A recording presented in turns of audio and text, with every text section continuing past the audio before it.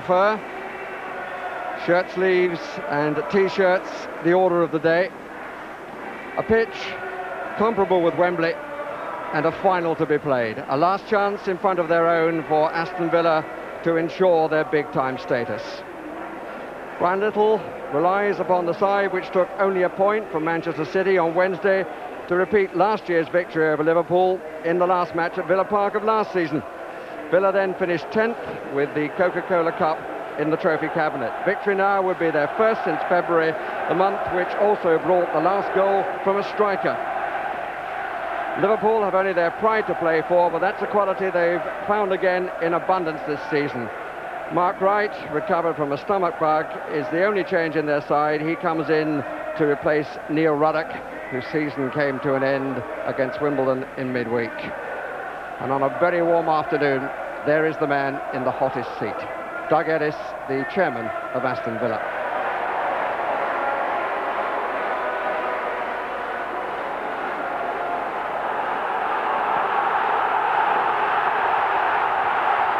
Heroes and Villains is the title of one of the Aston Villa fanzines. No doubt of the requirement on this particular afternoon. Dean Saunders giving an early feel of the ball to David James.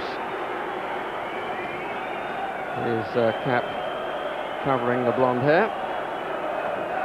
Robbie Hart, semi-final referee, is the man in charge.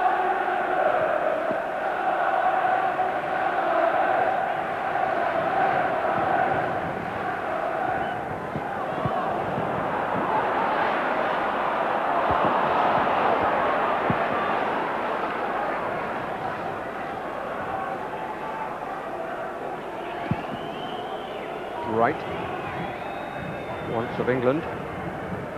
Manaman likely to be a key member of the New England.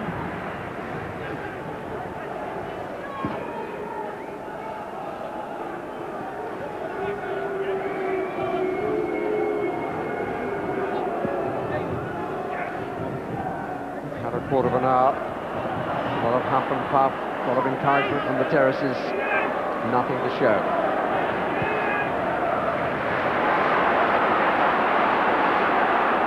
Alan Wright came from Blackburn in March. Saunders. Well, they beat the lot, but nobody came in on the angle. Crowd thought that was a corner, but Mark Walters touched it, but the referee says no. And I think the referee was right.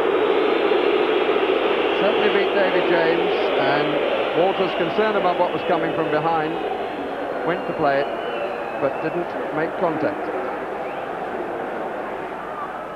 Teal.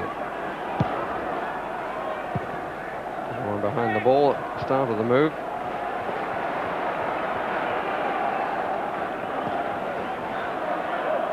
Scales the right of a three-man back line. Liverpool have persisted with that. Attempt at the curler. But claimed arrogantly by David James, just moved across and made a simple catch.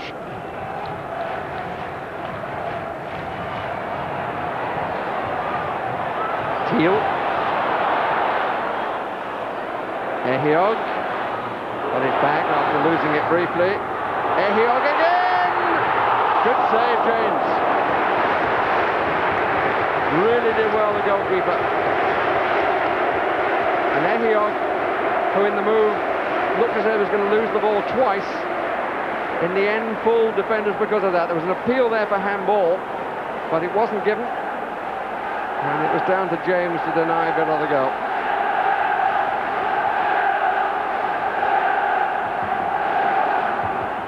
Ehiog now in front of James, bit of a wrestling match, and Dwight York scores.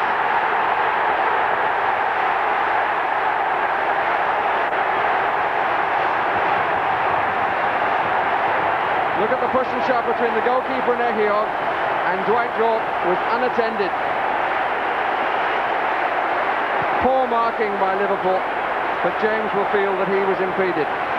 Staunton with a good delivery this time, and a really very comfortable header by Dwight York. His 7th of the season, would it be a lucky number for Aston Villa? The relief around Villa Park can be very clearly felt.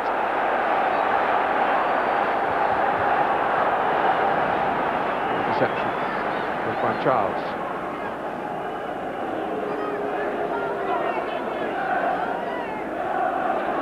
McManaman. No hesitation, but it was absolutely straight for Bosnich. All right.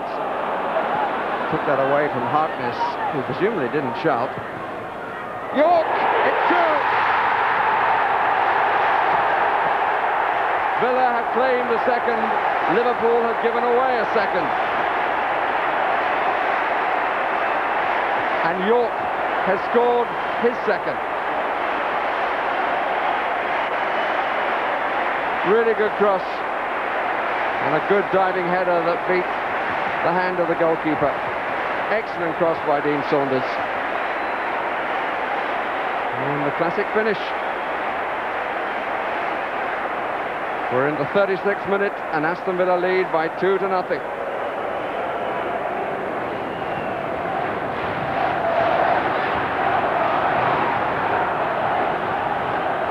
Staunton. Saunders. Staunton. Shot of Son Brennan.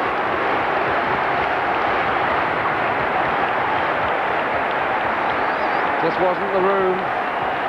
Twixt James and the near post. But he really hit it hard. And it was a good parry.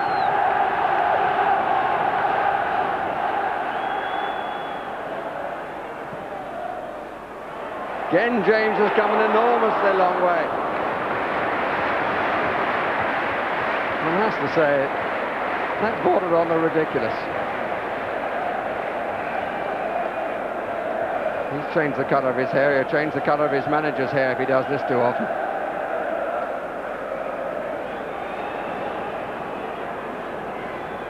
Barnes.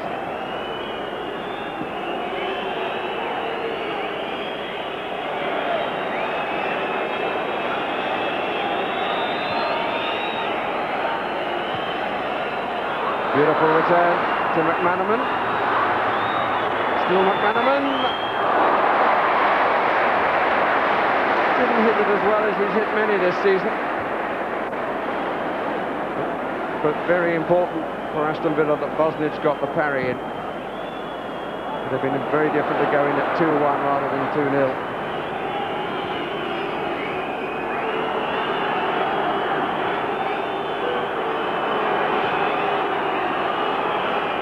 Thomas.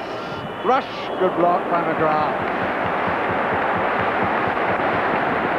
Basic stuff from Liverpool. Rather more typical. McManaman. Came off Staunton. Walters. Barnes.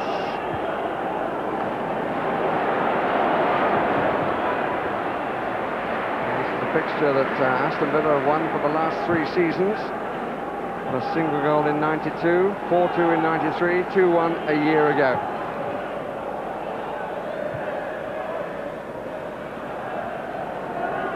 Right.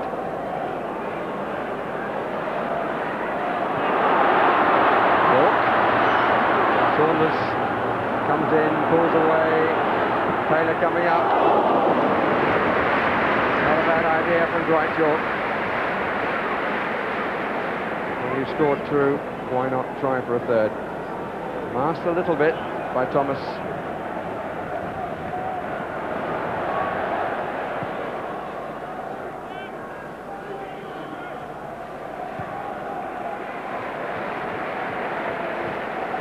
And the arrival of Clough instead of Rush has meant that McManaman has moved forward with Clough playing in midfield.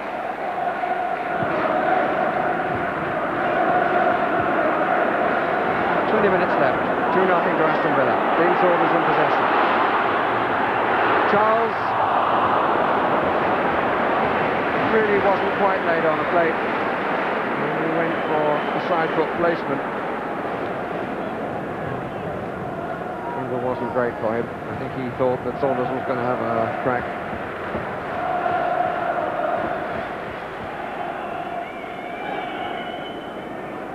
McManaman. Fowler. McManaman wants it short. Michael's up in support, and he's still up in support. This is Walters. Always come inside. Redknapp. Bounce to the right. Away by McGrath. Right.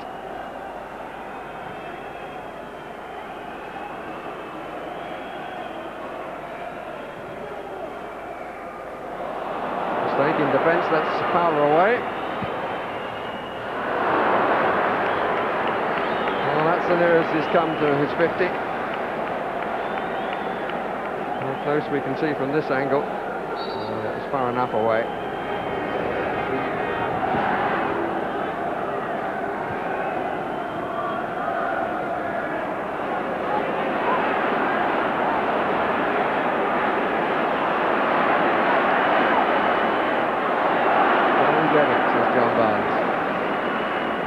Stuck with him, but never looked like being able to get it. Redknapp. What was he trying to do? Look the scales. Instead of that, he gives Dwight York the chance of a third goal, which he's unable to take.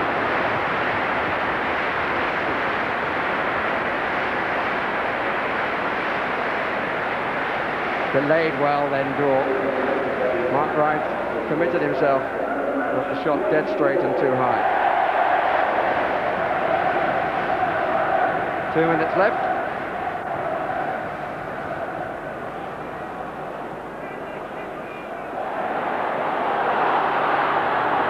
Saunders with the shot.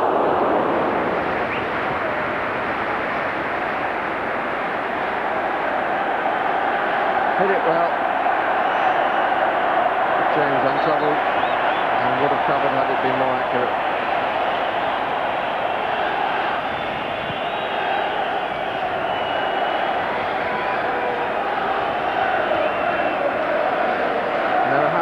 Telling Bosnich.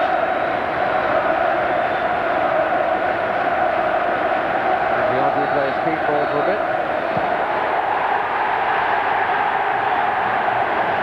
Dwight York's goals win the day.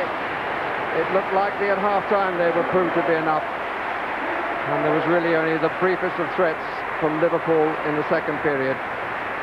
They've got their first win at home since the 7-1 against Wimbledon. And it remains to be seen whether that, in the end, will prove to have been enough.